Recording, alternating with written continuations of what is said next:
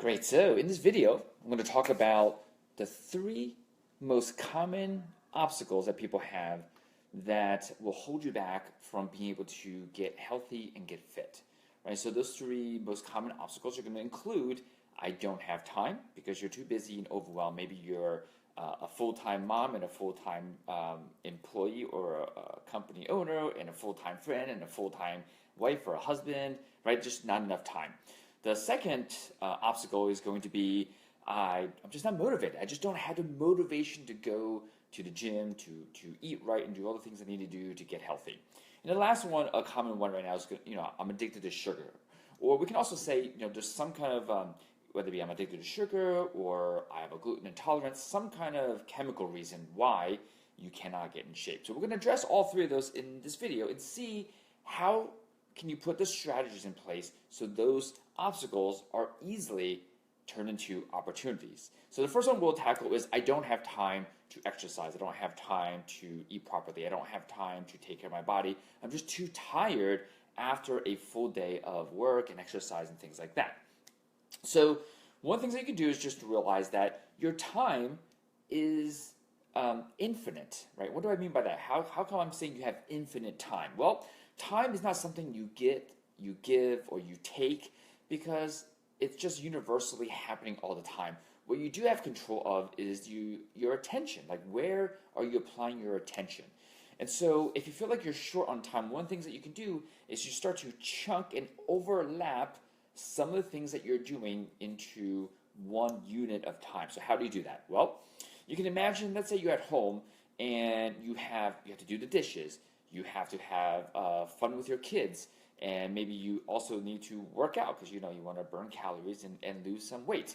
How can you do that? Well, instead of playing with your kids for 20 minutes and doing the dishes for 20 minutes and then doing some cardio for 20 minutes, what you can do maybe is you think about it as you create a game where you're squatting down as you're unloading the dishwasher and you're handing it to your kids and you're playing with your kids while you're doing the dishes, and because you're squatting as you're picking up each item, you're actually doing all three things in the same amount of time, right? So this just is a matter of being creative and how you overlap some of your activities to include more than just one thing that you're doing, right? Because our brains like to think, singularly, like one thing at a time. I'm at work, I'm at home, I'm on vacation, right? Society sort of imprints this on us where it tends to label you in one room or one frame of time only. But no, you can do multiple things, right? So you could be playing with your kids while you're exercising, maybe moving them. I have a video on how to work out with your kids.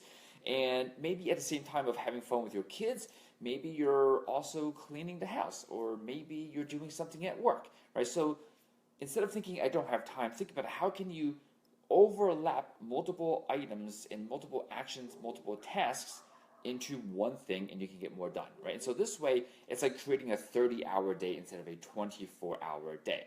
That's amazing, right? So that should help you with the whole I don't have time perspective. Just kind of work it in and overlap it with your day. Maybe if you work in front of a computer, maybe you get up and you just do 10 squats every hour, right? That goes a long way. If you're working on the computer and you do that every day, in a year, you'll lose about 15 pounds doing nothing else if you just look at how many calories that you burn, right? So that's one way, again, to overcome the I don't have time, because you don't need to drive to the gym, change, and work out for an hour to be healthy. You can integrate movements into your daily work and life routines to be healthy, right? It doesn't have to be exercise. You can just move your body more. And so now let's talk about the I don't have motivation perspective. And so they used to say I need more motivation, as if motivation is this thing just like time that you can get more of or less of. You can't, right? Recent research shows that it's not that you don't have enough motivation. Imagine this, if I said, if you don't move your body tomorrow, if you don't start getting healthy tomorrow, instantly your kids die. Would you still lack motivation? Probably not, right? Because the reason just skyrocketed from, I want to look better, I want to fit my clothes better, to I will save the life of my kids. That is a pretty strong motivator for most parents. And so this is all about anchoring the why in terms of getting healthy and exercise. If you want to get healthy, maybe you want to lose a few inches, or you want to eat better, you want to take a few pounds off and have more energy so you don't feel so tired, The key isn't about more motivation, it's about anchoring why you want to do this to such a big reason, so motivating and so powerful that you do it, right? And so now it's just about thinking strategically, what do I anchor the big why to, right? It's not just about getting more motivation. And so that will help you with the I don't have motivation, obstacle. And so lastly, the either I'm addicted to sugar, or I have a gluten intolerance, or I just love cheeseburgers, whatever it may be.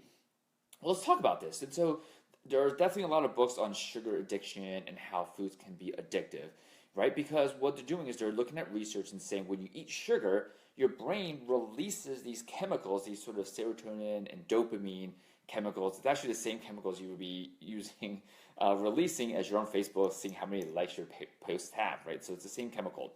So, well, are you addicted to social media? That also is a label, just like addicted to sugar. But did you know that when you give your kids a hug, if you have kids, or a loved one a hug, you release those same very chemicals, right? So, I mean, are we addicted to hugs? Are we addicted to our kids? Well, those books and those labels have not been created, thank God. What I'm trying to get at is you want to make sure that our belief systems are not being influenced by people just trying to sell you books and programs, right? They will call you the sugar addict. Why? Once they label you, they can give you a book, a program, a pill, something to sell you, to treat you because you are an addict of said thing, whether that may be sugar, social media, whatever it may be. If you look at the neuroscience, I used to teach physiology, like chemically how the body works at a master's program level for other physical therapists. And so I can tell you that that is a skewed way of labeling you, right? So I believe there's no such thing as sugar addicts. Now you might be saying, nope, I'm addicted to sugar. And that's great. There's a certain whole belief program and a benefit of that belief. But if you are of that belief and you figure out that is holding you back from getting the health that you want, to losing a few pounds that you want, here's what you can do. Say to yourself, what is the benefit of believing that you are addicted to sugar, right? Because we know chemically you can be addicted to many things. There are many things that can release that happy dopamine, serotonin chemicals. And so ask yourself, what is the benefit? What am I feeling? What is the benefit to me deeply from being addicted to sugar? There actually is a benefit, right? So our brains actually do things to benefit us. And once you find that benefit, we can sort of talk through this process. You can do it now. If you are listening to this and you actually have that belief that you are addicted to sugar, you can actually walk through this right now and say, what is the benefit that you're looking for? Ask yourself, what is the benefit that I'm looking for as an addict to sugar, right? And that may be feeling of connectedness. It might be more happiness. It might be more peace. Whatever that may be for you, there's an actual program where you go, okay, well, now that I have it, if I feel peace, if I feel happy, I can actually let go of my addiction to sugar, right? Because your addiction to whatever it may be is just trying to give you something. And so once you realize that you actually have that thing already, you no longer need the bridge. You no longer need the sugar to feel whatever that may be, right? It may be peace, happiness, joy, comfort, whatever that may be for you, right? And so you attach it to, and you realize what is the main benefit it's giving you, and you realize that you already have this, and your subconscious mind and conscious mind will let go of the addiction to sugar, right? And so that's a way to turn what's an obstacle, which is an addiction to sugar, into an opportunity, and realizing that if it's happiness, if it's peace, that you already have it, that's how you can let go of that, right? And so if you apply the strategies in this video, right, you can help you turn the obstacle of I don't have time, and you start to stack things and get more done, and you free up the time so you can actually spend it on yourself and fitness.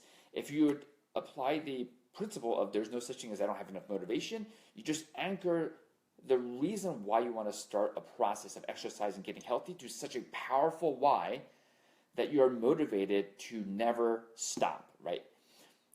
What I mean by that is most people start exercise with the motivation is I want to lose 10 pounds. Here's the interesting part.